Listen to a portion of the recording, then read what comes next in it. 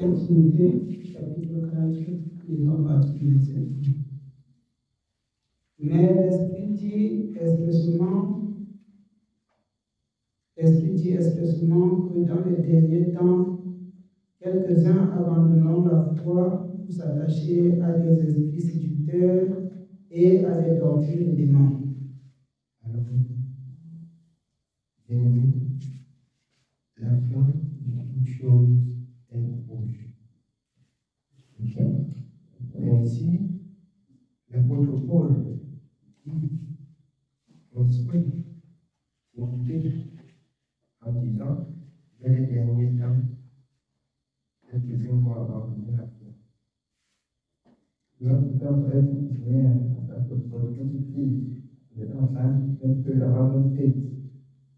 Et vont s'attacher à des esprits séducteurs. Chaque chose qui peut t'amener à ne pas servir Dieu, c'est la séduction. C'est la séduction. Alors, chaque jour que Dieu a créé, l'enfant de Dieu devrait faire toutes choses pour éviter les séductions.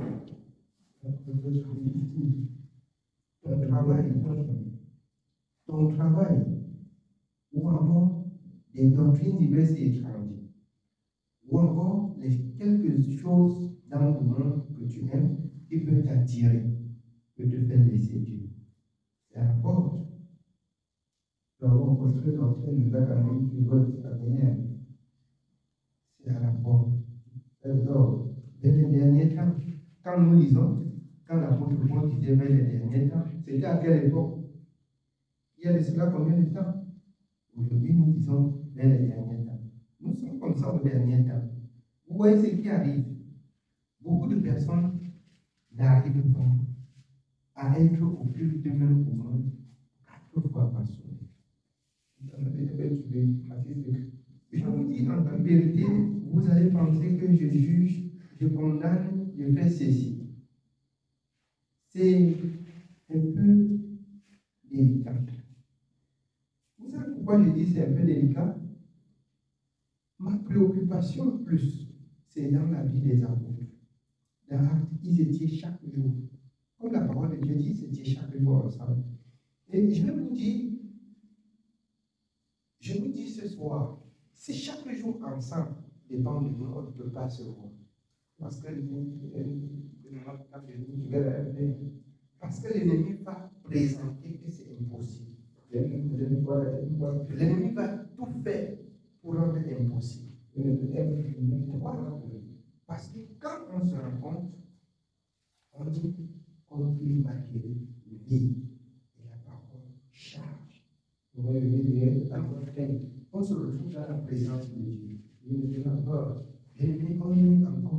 On se remplit. On se remplit. Et de jour en jour, on s'éloigne du monde. Je disais aux enfants de Dieu, lorsque tu cesses de lire 2 jours seulement, tu vas ressentir en toi que tu rentres dans le monde. Qu'on te dise ou qu'on ne te dise pas, tes paroles, si tu examines ta vie, va montrer que tu descends. Ça va te montrer que tu descends.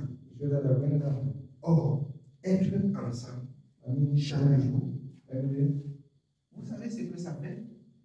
C'est une chose très importante. C'est-à-dire, ça balaye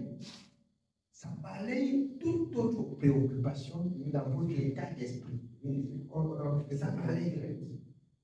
Ça balaye.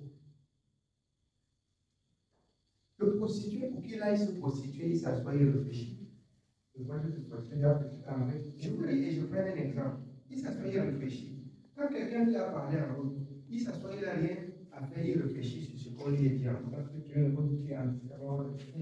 Si 5 personnes ont parlé en haut, il réfléchit sur 5 personnes. Vous voyez que ça occupe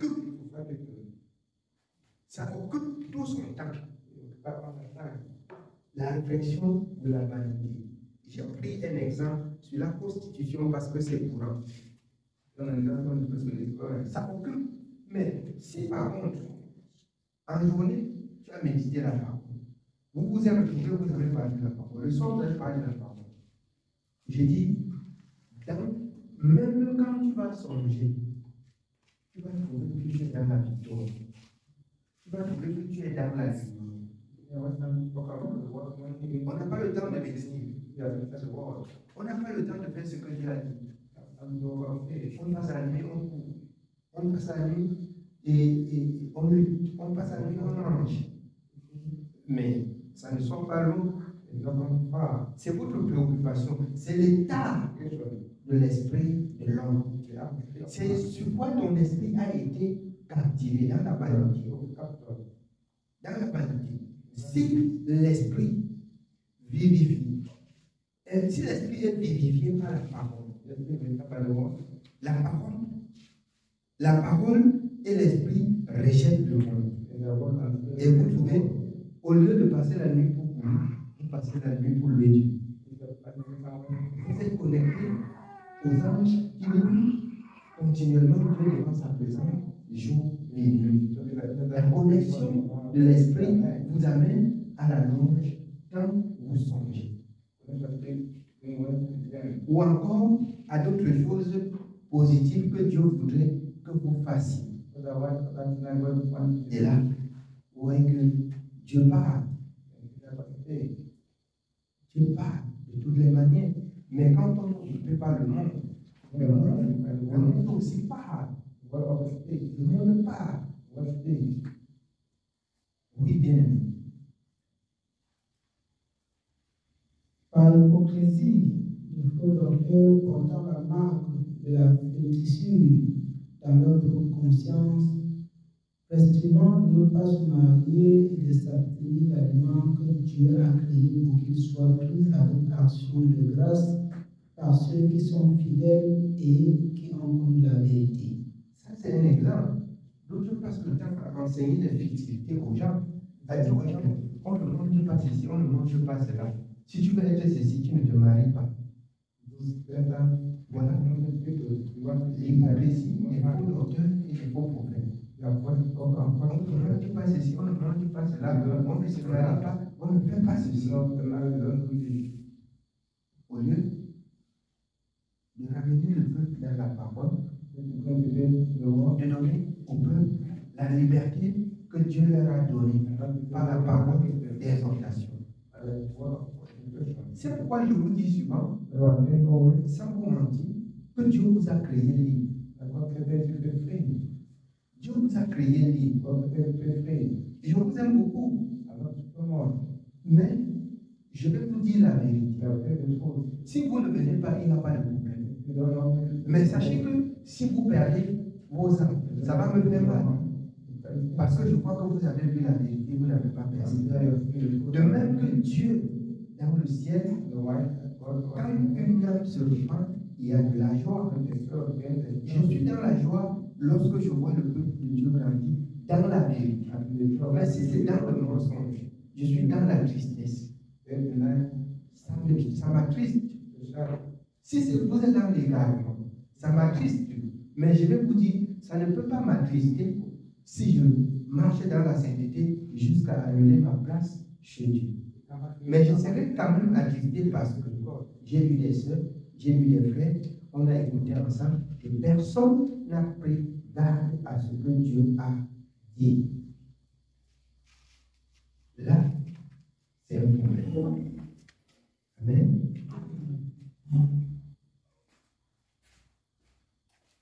Oui, on continue. Nous continuons au verset 4. Car tout ce que Dieu a créé est bon et rien ne doit être rejeté pour qu'on le prenne avec action de grâce. Parce que tout est sanctifié par la parole de Dieu et par la prière. En exposant ces choses, mon frère, tu seras un bon ministre de Jésus-Christ, nourri des paroles de la foi et de la bonne doctrine que tu as exactement suivi. Repousse les contes profanes et absurdes.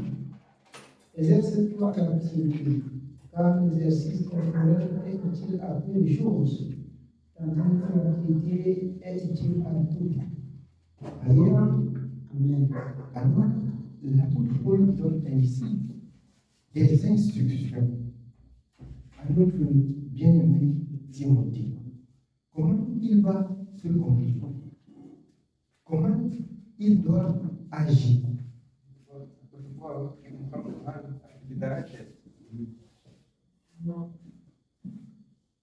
Comment il doit agir?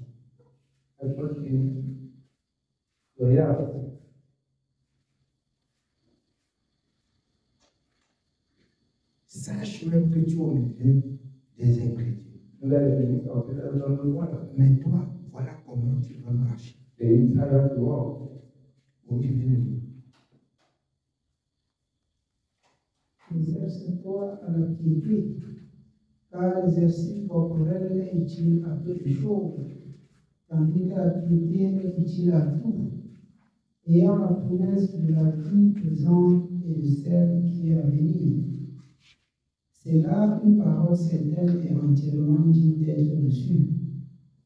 Nous travaillons, en effet, et nous combattons parce que nous mettons notre espérance dans le Dieu vivant, qui est le sauveur de tous les hommes, principalement des croyants.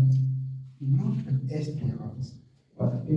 Je voudrais rappeler au peuple de Dieu. Si tu espères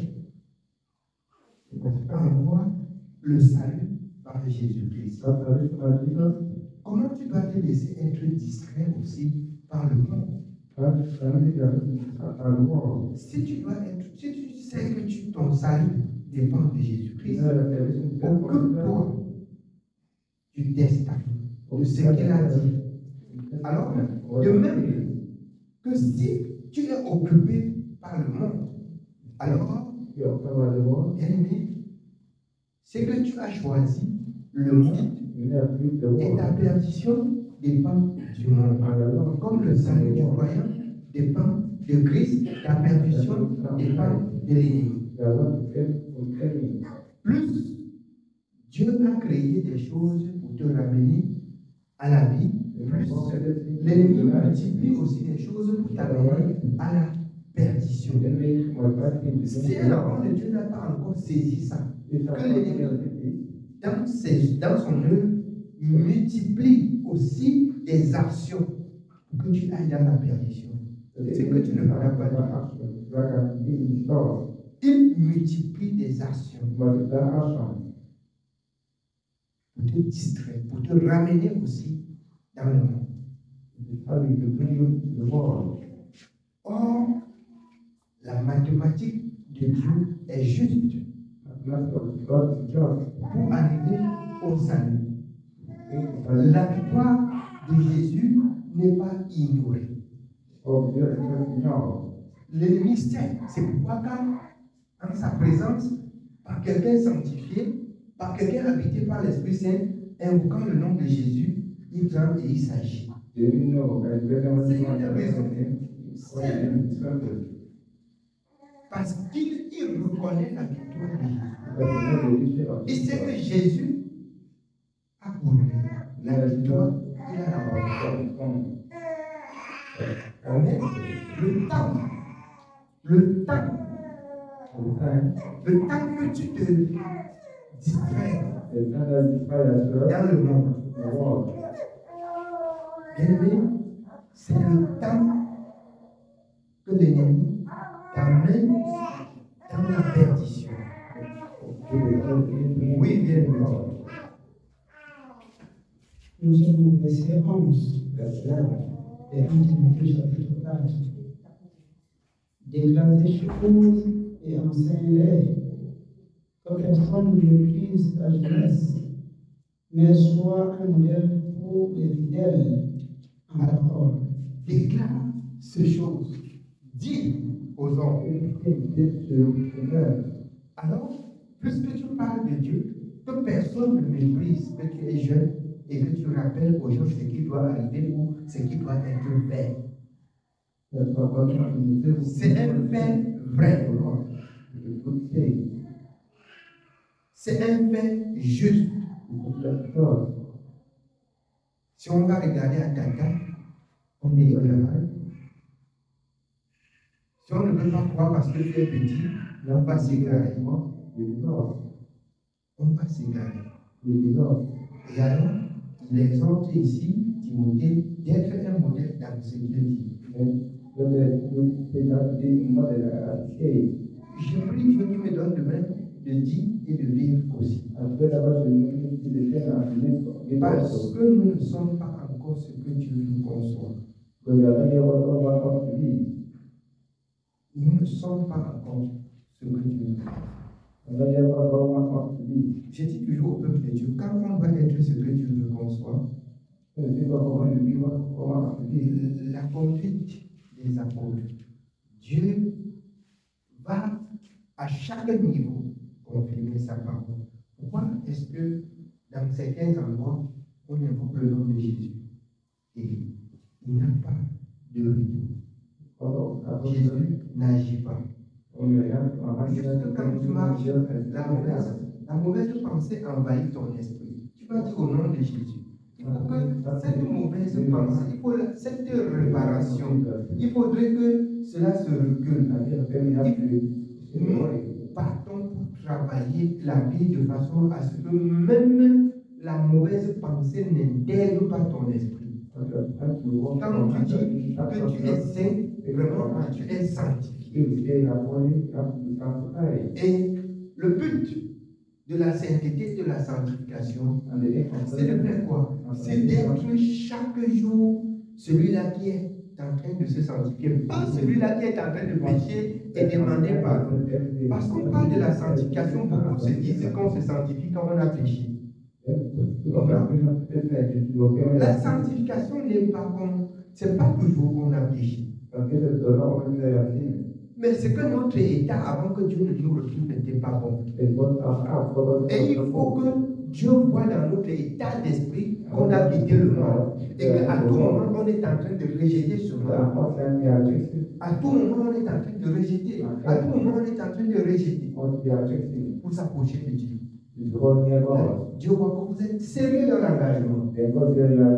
Et c'est là où Dieu peut confirmer une parole que tu prononces et qu'il a dit.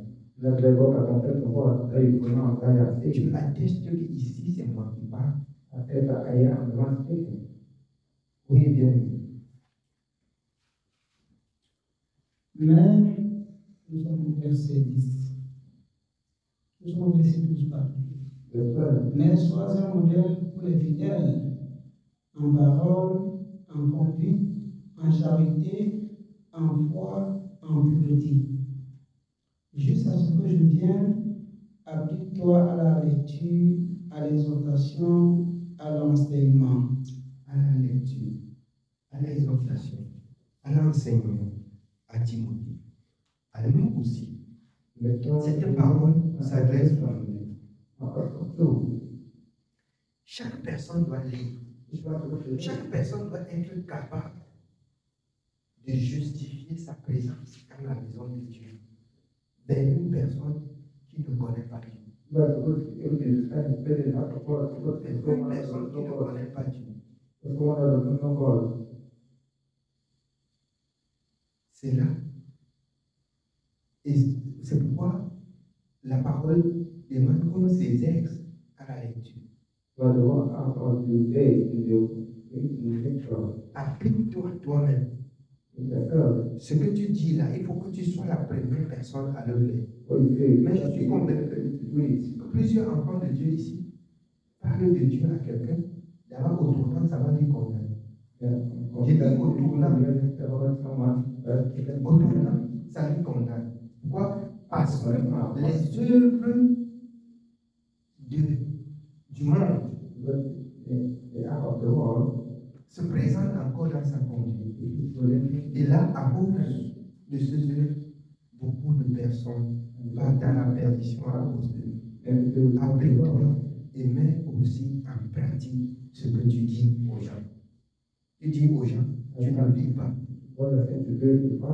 Il vaudrait mieux se taire et travailler. Quand ta vie doit être comme Dieu veut, then when your life is like on God, ne peut pas te pousser de rendre témoignage. Mais tu vas rester comme ça, tu vas sentir qu'il faut que tu rendes témoignage. you're not going to testify, but you just feel like Tu vas rester comme ça. En obéissant à la parole, tu vas voir que à tout moment, il faut que tu glorifies Dieu. I think I'll get the word of God. I also feel like Il that faut que because tu glorifies Dieu. Il faut que tu glorifies Dieu. I God. Et quand tu vas rendre beaucoup de témoignages, on va dire que tes témoignages sont faux. Pourquoi? Parce que le tiers vit dans le péché. Et il est difficile de croire.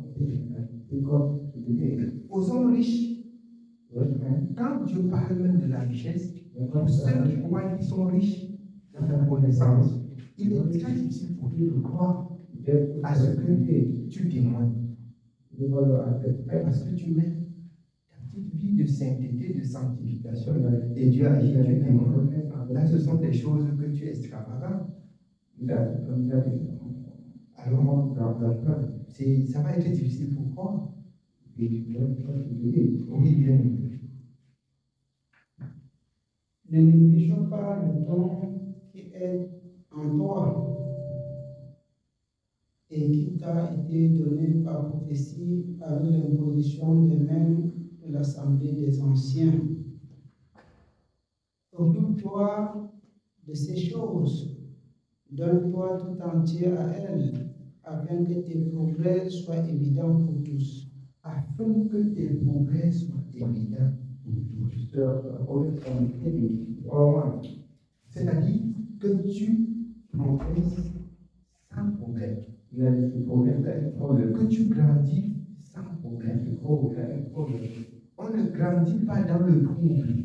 Dans le trouble, on pleure seulement.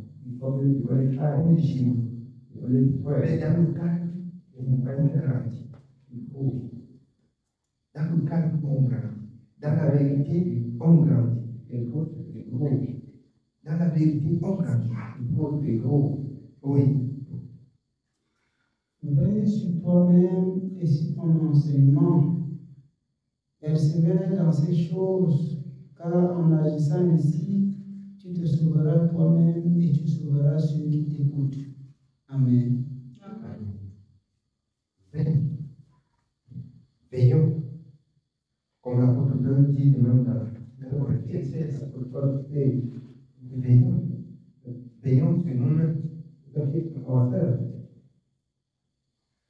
Ce veille-là, elle consiste à quoi?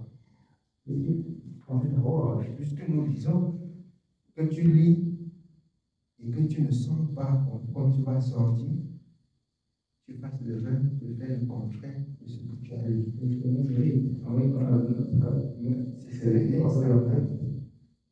Ce serait un préjudice, un scandale pour toi-même et ton Dieu et pour le monde. Dieu est saint. L'apôtre Pierre, celui qui vous a appelé, est saint. Soyez saints dans toute votre conduite. Je rappelle toujours au peuple de Dieu, selon Apocalypse 22, et je nous exhorte, la surprise serait pour plusieurs personnes dans la maison de Dieu. Beaucoup de personnes vont être surpris de l'avènement du Seigneur. Je dis ici, que tu sois mort, que tu sois vivant. Parce que déjà mort, vivant, nous ne pouvons pas dire qui est arrivé. Mais la surprise serait pour plusieurs. Le regret serait pour plusieurs. C'est pourquoi l'apôtre Paul a dit, si nous servons Dieu pour les choses de cette vie, c'est que nous sommes des personnes les plus malheureuses. Un enfant de Dieu doit servir Dieu en voyant la vie éternelle. Donc je faisais mention la dernière fois que notre vie ne dépend pas de notre richesse, de notre réussite. C'est pourquoi la parole parole de Dieu parle des lamentations à la venue du Seigneur. Des lamentations et des pleurs. Parce que beaucoup de personnes doivent être surpris. C'est en ce moment que beaucoup de personnes vont dire Seigneur, non, je laisse. Que depuis longtemps, on crie dans tes oreilles, voici ce que tu as dit. Tu n'as pas laissé. C'est le jour là que tu dis Seigneur, je laisse. Hypocrite.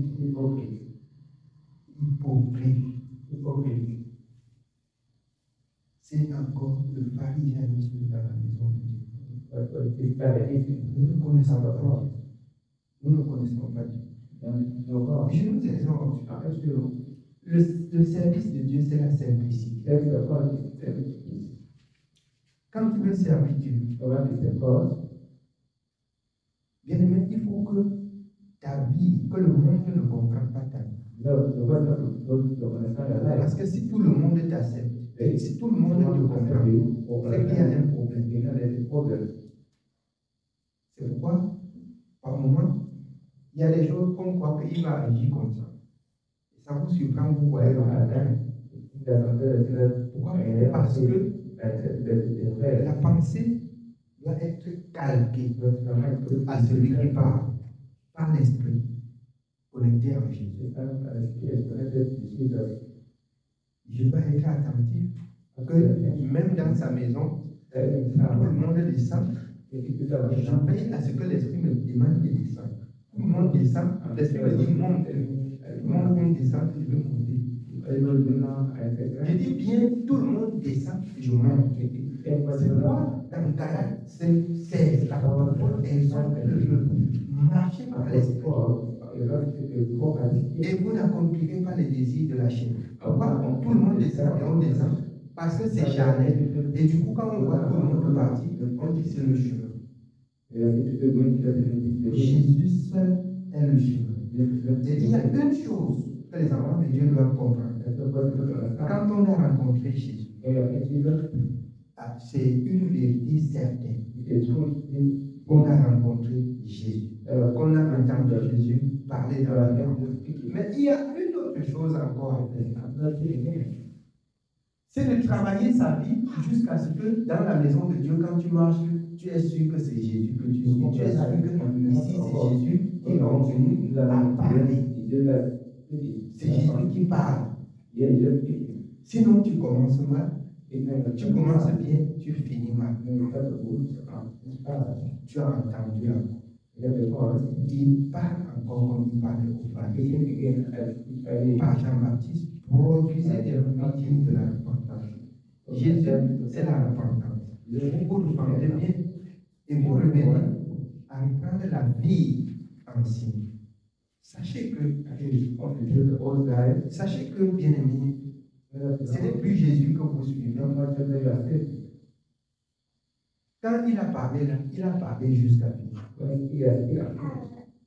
La voix que tu as entendue le premier jour, le jour, je ne parle pas de la voix que tu as entendue dans la vie. Non, parce que la voix de la religion se fait entendre.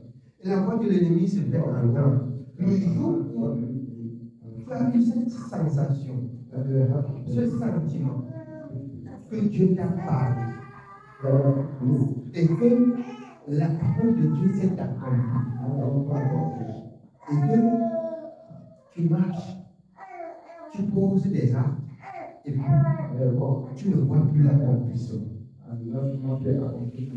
Dieu accomplit sa parole. Il n'accomplit plus sa parole dans ta vie. Il faut chercher encore, s'il est possible, à reconquérir cet amour. Parce qu'on est à l'église, je vais à l'église, je suis à l'église, je ne suis pas sanctionné, je parle, je prends le repas du Seigneur. Dans la parole, prendre le repas du Seigneur n'est pas l'entrée dans le royaume, n'est pas l'assurance du royaume. Déjà, dans 1 Corinthiens 6, beaucoup entiers et ont été rejetés. Beaucoup ont pris, mais ont été rejetés. dois chaque jour. N'attends pas You have to take every day. le jour de la prière. Not wait to your prayer. Comme vous donnez des jours sur la prière, You take it pour day dire que tu prayer. vas écouter Dieu, tu vas entendre Dieu parler. Word. Il faut entendre Dieu parler dans sa parole. God speaking. Il faut entendre Dieu parler dans sa parole. Il faut entendre Dieu parler par son esprit. Travaille d'abord jusqu'à ce que tu entendes Dieu parler comme ça. Et je crois que tu pourras être sur la route. Tu pourras être sur la route.